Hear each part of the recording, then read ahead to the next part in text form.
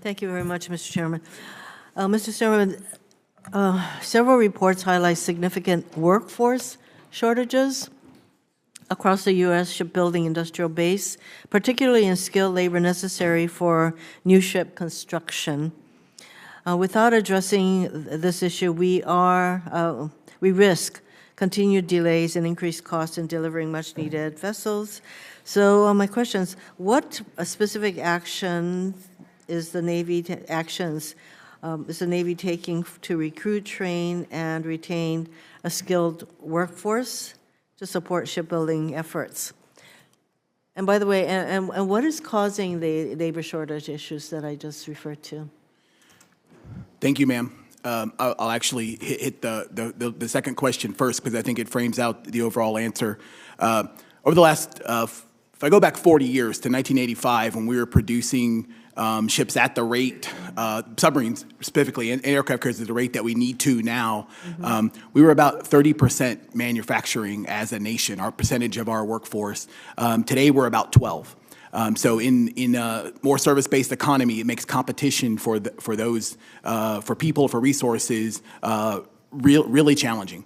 What we are doing is really a three-pronged approach, right? It is actually, attracting workforce. We've established a buildsubmarines.com campaign that has resulted in 2.7 million job applications with thousands and thousands of jobs on a website that we work with a nonprofit partner.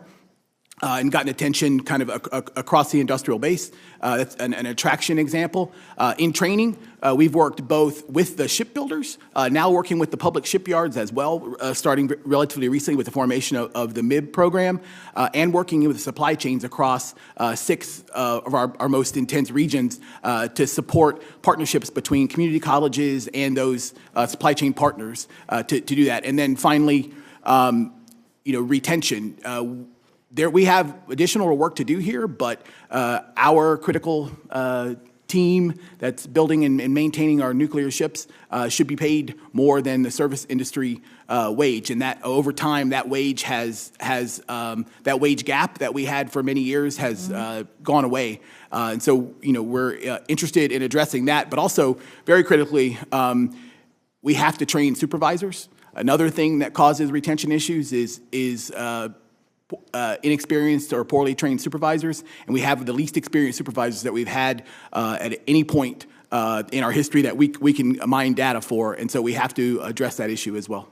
I mean, clearly, without an adequate workforce, and you have retirements, you have people, all of that you have to be very focused. And are you focused on the areas that I talked about? It doesn't happen. The workforce doesn't happen because it's a good thing. You have to be very intentional about getting the people you need and to retain them. So I conclude that that's what you're doing?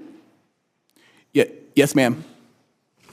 So one of the other issues is that there are always massive cost overruns. And so the estimates that we get for how much a ship will cost usually is way off.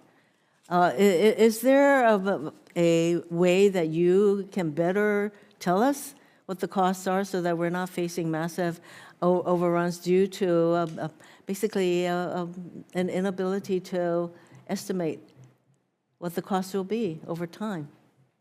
Have you thought about using an independent entity to estimate the cost that might be involved? Yes, ma'am.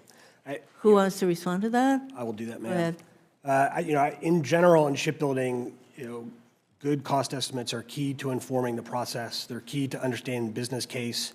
I know that's recognized as a best case in shipbuilding. I know that GAO has recognized that and the business case itself as best practices for shipbuilding. So I completely agree. Our process is set up so that when we are getting ready to procure a new class or new ships, we actually have independent cost estimates. There's a team that we work closely with but does their own cost estimates. Depending on the buy, we often have other sources of cost. We talk to CBO and others. And so we do take several inputs, all designed to increase the fidelity of those estimates and improve our budgets. We then obviously have to perform The other half of your question is cost efficiency, and clearly that's part of the national efforts that Mr. Sermon talks about, and that we're working at each of our shipbuilders to improve their cost performance. I can't tell if my time is, I think it is 20. So I will submit other questions for the record, Mr. Chairman. Thank you.